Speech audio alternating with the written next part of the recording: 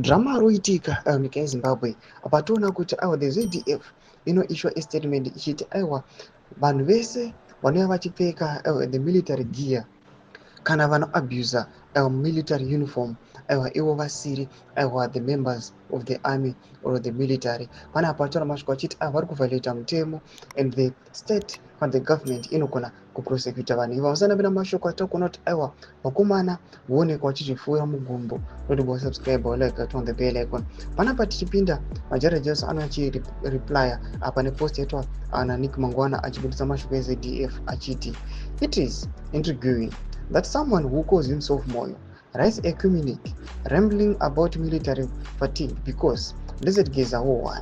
Why does that only apply to him?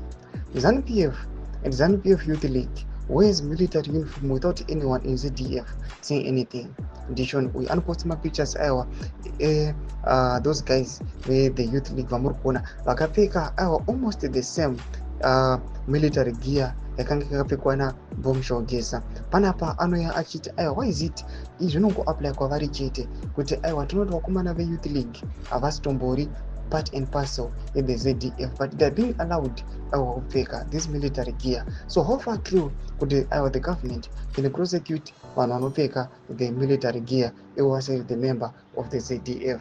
Anoendera mberi majara jesu achiti fake letter which Shono Mnangagwa asked Moyo to write on behalf of the Mafidi family dynasty's personal army. ZDF supporters in some of their youth league wear military fatigue and military berets, but we have never heard the ZDF saying anything.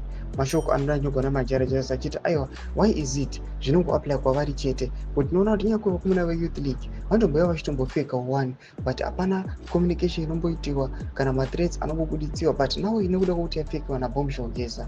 Now there's ZDF naNick Mangwana vakubuda vachishowa maofficial statements ekuti muri kuvhaileta mutemo. Mashoko atiri kuona panguva ino vanhu voona as if kuti these officials vazvipfuura mugombo vanoda kuti vauya vakaishuwa maofficial statements nemutemo vachikola for action vasingazivi kuti ivowo somehow vangona vachivhaileta kana kuchifuna mutemo.